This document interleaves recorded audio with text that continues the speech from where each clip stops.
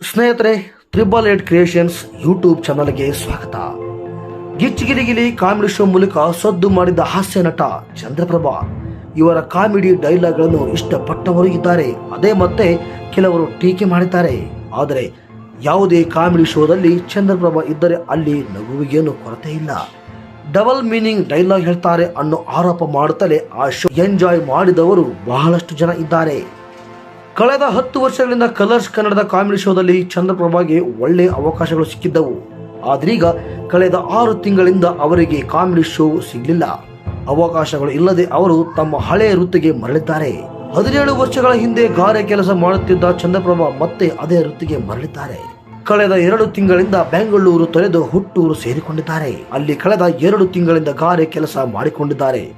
ಸದ್ಯ ಮೇಸ್ತ್ರಿಗೆ ಸಹಾಯಕರಾಗಿ ಕೆಲಸ ಮಾಡುತ್ತಿದ್ದಾರೆ. ಮೊದಲು ಇದೇ ಕೆಲಸ ಮಾಡುತ್ತಿದ್ದೆ. ಗಾರೆ ಕೆಲಸದಿಂದಲೇ ಅಲ್ಲಿಗೆ ಹೋಗಿದ್ದೆ. ಪುನಃ ಅಲ್ಲಿಂದ ಇಲ್ಲಿಗೆ ಬಂದಿನಿ. ಇದೇ ನನ್ನ ಒರಿಜಿನಲ್ ಕೆಲಸ. ಈ ಕೆಲಸ ಮಾಡಿ ಸುಮಾರು 17 ವರ್ಷ ಆಗಿತ್ತು. ಏನೋ ಟಚ್ ಬಿಟ್ಟು ಹೋಗಿಲ್ಲ. ಇಲ್ಲೊಂದು ಕಾಂಪೌಂಡ್ ಕಟ್ಟಬೇಕಂತೆ ಆ ಕೆಲಸ ಮಾಡುತ್ತಿದ್ದೇನೆ. ಸುಮಾರು 2 ವರ್ಷಗಳಿಂದ ಈ ಕೆಲಸವನ್ನು ಮಾಡುತ್ತಿದ್ದೇನೆ. ಇಲ್ಲಿ ಕಿಟ್ಟಪ್ಪ ಅಂತ ಮೇಸ್ತ್ರಿ ಇದ್ದಾರೆ. ಅವರೊಂದಿಗೆ ನಾನು ಕೆಲಸ ಮಾಡುತ್ತಿದ್ದೇನೆ ಎಂದು ಹೇಳಿದ್ದಾರೆ ಎಂದು ಚಂದ್ರಪ್ರಭಾ ಹೇಳಿದ್ದಾರೆ. ಏನಪ್ಪಾ, ಟಿವಿಯಲ್ಲಿ ಕೆಲಸ ಮಾಡುತ್ತಿದ್ದೆ, ಈಗ ಗಾರೆ ಕೆಲಸ ಮಾಡುತ್ತಿದ್ದೀಯಾ ಅಂತ ಎಲ್ಲರೂ ಕೇಳ್ತಾರೆ. ನಾನು ಮೊದಲು ಈ ಕೆಲಸದಿಂದಲೇ ಅನ್ನ ತಿಂದಿದ್ದೆ. ನಮ್ಮ ತಂದೆ ನನಗೆ ಮೊದಲು ಕಲಿಸಿಕೊಟ್ಟಿದ್ದೆ ಈ ಕೆಲಸ. ನಮ್ಮ ತಂದೆ ಜೊತೆಗೆ ಈ ಕೆಲಸ ಮಾಡುತ್ತಿದ್ದೆ. 17 ವರ್ಷದಿಂದ ಈ ಕೆಲಸ ಮಾಡಿರಲಿಲ್ಲ. ಬೆಂಗಳೂರಿಗೆ ಬಂದು ಹೆಚ್ಚು ಕಡಿಮೆ 10 ವರ್ಷ ಆಗಿತ್ತು. ಅದಕ್ಕಿಂತ ಮುನ್ನ ಮೈಸೂರು ರಂಗಾಯಣದಲ್ಲೇ ಇದ್ದೆ. ಸಿಂಗಲ್ ಆಗಿದ್ದರೆ ಅದೊಂಥರ. ಈಗ ಮದುವೆ ಬೇರೆ ಆಗಿದ್ದೇನೆ. ಬಾಡಿಗೆ ಎಲ್ಲ ಜಾಸ್ತಿ. ಅದಕ್ಕೆ ಮತ್ತೆ ಗಾರೆ ಕೆಲಸ ಮಾಡಬೇಕು ಅಂತ ಅನಿಸ್ತು. ಒಳ್ಳೆಯ ಮೇಸ್ತ್ರಿ ಸಿಕ್ಕಿದ್ದಾರೆ ಕಿಟ್ಟಪ್ಪ ಅಂತ. ಅವರು ಬೈಯೋದಿಲ್ಲ. ಕೆಲವರಾದರೆ ಬೈತಾರೆ. ಬೇಗ ಆಗ್ಲಿ, ನೀಟಾಗಿ ಕೆಲಸ ಕಲಿಯಿರಿ ಅಂತ. ಬೈದಿಲ್ಲ ಅಂದ್ರೆ ನೀಟಾಗಿ ಕೆಲಸ ಕಲಿಯುವುದಕ್ಕೆ ಆಗೋದಿಲ್ಲ. ಗಾರೆ ಕೆಲಸ ಮಾಡುವುದಕ್ಕೆ 2 ದಿನ ಸ್ವಲ್ಪ ಹಿಂಸೆ ಆಯ್ತು. ಆಮೇಲೆ ಗ್ರಿಪ್ ಸಿಕ್ತು. ಮೇಲಿಂದ ಕೆಳಗೆ ಹೋಗುತ್ತಿದ್ದೇನೆ ಅಂತ ಅಂದುಕೊಂಡವರಿಗೆ ನಾವು ಜೀವನದಲ್ಲಿ ಬದುಕೋಕೆ ಆಗೋದಿಲ್ಲ. ಕೆಟ್ಟ ಕೆಲಸ ಮಾಡುವುದಕ್ಕೆ ಸಂಕೋಚ ಪಡಬೇಕು, ಮುಜುಗರ ಪಟ್ಕೋಬೇಕು. ನಾನು ದುಡಿಯುತ್ತಿದ್ದೇನೆ, ಅಲ್ಲಿಗೆ ಕೆಲಸ ಸಿಕ್ಕರೆ ಹೋಗುತ್ತೇನೆ. ಇಲ್ಲೀಗ ಸ್ವಲ್ಪ ಕೆಲಸ ಕಮ್ಮಿ ಆಗಿದೆ. ಆದ್ದರಿಂದ ನನ್ನ ಹಳೆ ಕೆಲಸ ಏನಿತ್ತು ಅದನ್ನೆಲ್ಲ ಮಾಡ್ತಾ ಇದ್ದೇನೆ. ಟಿವಿಯಲ್ಲಿ ಮಾಡಿದ್ದೀನಿ. ಜನ ಏನು ಅಂದ್ಕೊಳ್ತಾರೆ ಅಂದ್ಕೊಂಡ್ರೆ ಜೀವನ ಮಾಡೋದಕ್ಕೆ ಆಗೋದಿಲ್ಲ. ನಾವು ಗಾರೆ ಕೆಲಸವನ್ನು ಅಷ್ಟೇ ಖುಷಿಯಲ್ಲಿ ಮಾಡಬೇಕು. ಬಣ್ಣ ಹಚ್ಚಿ ಸ್ಟೇಜ್ ಮೇಲೆ ಹೋದರೂ ಅಷ್ಟೇ ಖುಷಿಯಿಂದ ಮಾಡಬೇಕು. ಈಗ ಮಳೆ ಬೇರೆ ಬರುತ್ತೆ, ಶೂಟಿಂಗ್ ಕಡಿಮೆ.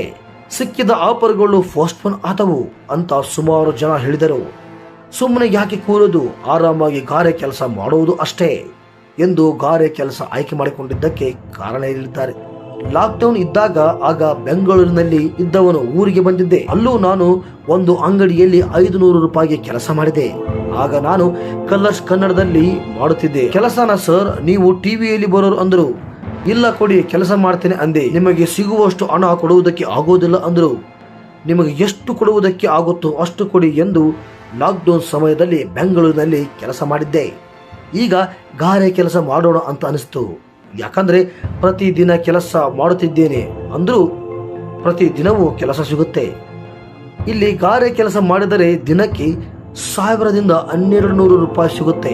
ನಾನು ಸಹಾಯಕರಾಗಿ ಮಾಡುತ್ತಿದ್ದೇನೆ ಅಂದ್ರೆ 600 ರೂಪಾಯಿ ಕೊಡುತ್ತಾರೆ. ಈಗ ಹೆಲ್ಪರ್ ಆಗಿ ಮಾಡುತ್ತಿದ್ದೇನೆ, 600 ರೂಪಾಯಿ ಸಂಬಳ ಕೊಡುತ್ತಾರೆ.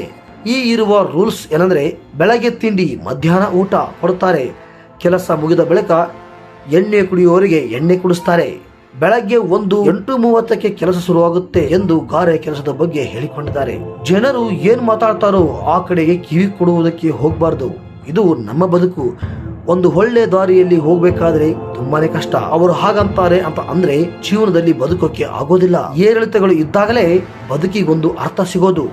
ಶೂಟಿಂಗಿಗೆ ಹೋದಾಗ ಎಲ್ಲ ಸೇರಿ 2000 ರೂಪಾಯಿ ಕೊಡೋರು, ಇಲ್ಲಿ 600 ರೂಪಾಯಿ ಕೊಡ್ತಾರೆ. ಫ್ಯಾನ್ಸ್ ಬಂದು ಅಯ್ಯೋ ಸರ್, ನೀವು ಡಬಲ್ ಮೀನಿಂಗ್ ಮಾಡಬೇಕು ಅಂತಾರೆ. ಅದೇನು ಗೊತ್ತಿಲ್ಲ ಅವರಿಗೆ ನಾನು ಮಾಡುವ ಡಬಲ್ ಮೀನಿಂಗ್ ಇಷ್ಟ.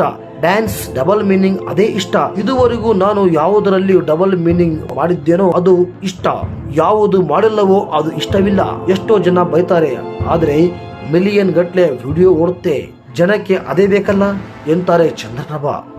ಯಾರಾದರೂ ಕರೆದರೆ ಬಂದು ನಟಿಸುತ್ತೇನೆ.